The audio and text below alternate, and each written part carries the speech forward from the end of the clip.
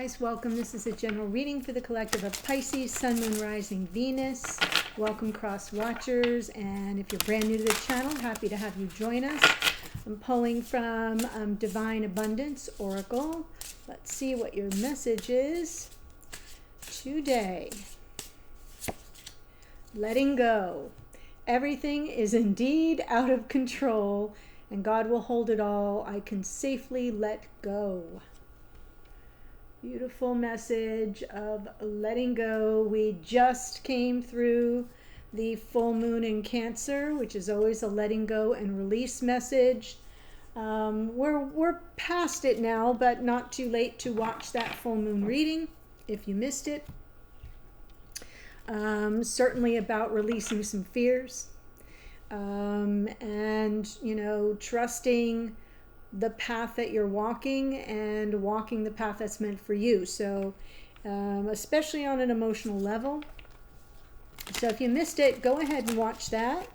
And we're just past the halfway part of the month. So the January Love Tarot Monthly Energy Update is still in effect. We still have 2 more weeks of the month to go. I know it seems like this month will not end. So you can use that reading as a check-in to sort of see where we are energetically as well as astrologically. That one is time-stamped. So let's jump in and get you a reading. Whew.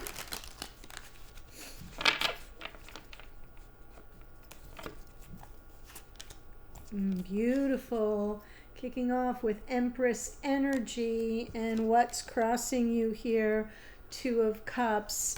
Okay, so maybe a little challenge here with regard to you in this connection, what you're receiving, what's happening between you and your beloved, your twin, your soulmate. Yeah, in the root of the problem we have King of Swords. So this may be someone that you're struggling to kind of understand. They may not be very communicative at this point, or maybe a little distant or aloof.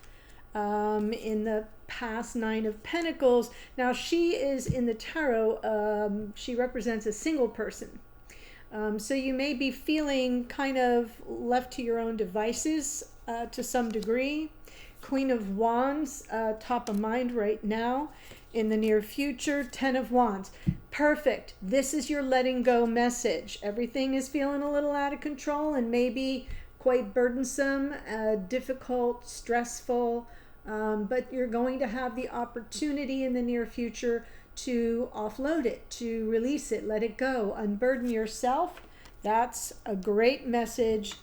And then we have King of Wands, King of Pentacles, and the High Priestess. Wow. So in the message from Spirit, King of Wands is about, we have 3 kings here. The king we're missing is the King of Cups, and that's the one we need to pay attention to. So we'll see if that comes through in the extended.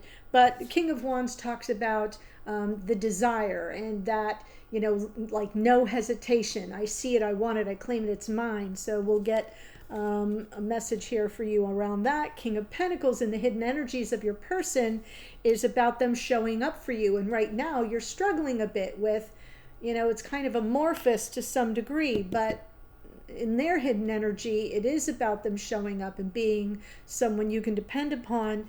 And then in the outcome position with that High Priestess, it's about your intuition. What is your gut check on this? And what is your connection to your higher source, instead of going into some suspicion about it? All right, so it's about following that path. All right, Empress and the 2 of Cups. Temperance, Page of Swords. There's your curiosity, 8 of Swords. Well, I like seeing the temperance energy because it's the higher mind. It's spiritual wisdom, kind of like you're sort of saying here, I'm trying to go with the flow here. I'm staying open to insights, and I'm trying to stay curious and in the flow of things, but you're feeling a little stuck. The cards from the bottom of the deck, what you can't see. So it's either in your unconscious awareness or playing out behind the scenes. I'm feeling like you're open and receptive to new information or insights, right? So you're curious, a curious mind, and you're sort of staying in the flow of it all, but there's no forward motion. You may be overthinking a little bit, not too much, but at this point it feels like you kind of are not sure of your next best step. King of Swords has you off center. So let's see that. King of Swords, Tower, Nine of Swords, Six of Wands. Yeah, I feel like you're very worried here. I'm not seeing a Tower moment, but I'm seeing your fear that one could be coming. What you really want is this person to sort of make a triumphant return. You're not sure what's going to happen because they're not signaling anything. King of Swords can be very mysterious. You know, in their upright energy, very high integrity and honor-filled and honest and trustworthy, and sort of pre-signaling, I'm doing the right thing, I want to do the right thing, but in a lower vibration, not always clear, not always warm and fuzzy, not always a clear communicator. So there may be a lot of worry that you're experiencing. You want them to have this triumphant homecoming, but you're not sure that's what you're going to get. So yeah, that's the problem. And that's why you're feeling a little bit of stuck energy here. It's not that you're leading with it, but you're unsettled. In the past, Nine of Pentacles, Ace of Swords, Two of Cups again, Queen of Swords. Wow. I feel like you came upon some sort of clear awareness with regard to this connection on your own. Seeing yourself within a connection, but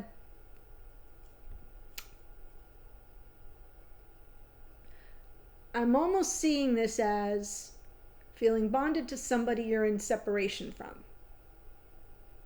So there's not a lot of communication. There are a lot of unanswered questions. Now we have the Queen of Swords to this King of Swords. And not really knowing where you stand. Seeing yourself connected, having a lot of awareness of the bond, but not a lot of answers as to either how this person feels in return, or when you'll be together, or if you'll be together. You see what I'm saying? So really sort of forging your path forward independently, autonomously, as a single person within a soulmate connection. I hope that makes sense. Not identifying out in the world as a couple, but feeling it within yourself. Queen of Wands, top of mind. The Moon. Strength card. Four of Wands. Yes, Queen of Wands to me here coming through reverse, disempowered, as a result of all of this very unsettled energy, wanting to overcome it, gathering up your strength, your courage, and your confidence to overcome the obstacles here, trying to sort of navigate all those uncertainties, using your emotions, using your intuition as your guide, feeling the connectedness with this person. This is like that 1111 card. I see it as this is a very sacred connection. It lives within your soul. And you often see yourself as already married to this person, right? On a higher plane. Let's just say 5D. We could also say in a higher timeline. But something here in this earthly plane has you feeling very disempowered, not really knowing what's happening with this person or understanding their intentions or where things stand from their point of view. And so it has you unsettled, as I have now said 3 times. Ten of Wands in the near future. Ten of Cups. Six of Swords, loving it. And there's the Empress. So I love that we kind of end here where we began. And there is an opportunity to really let go of what has been burdening you, to definitely hand it over.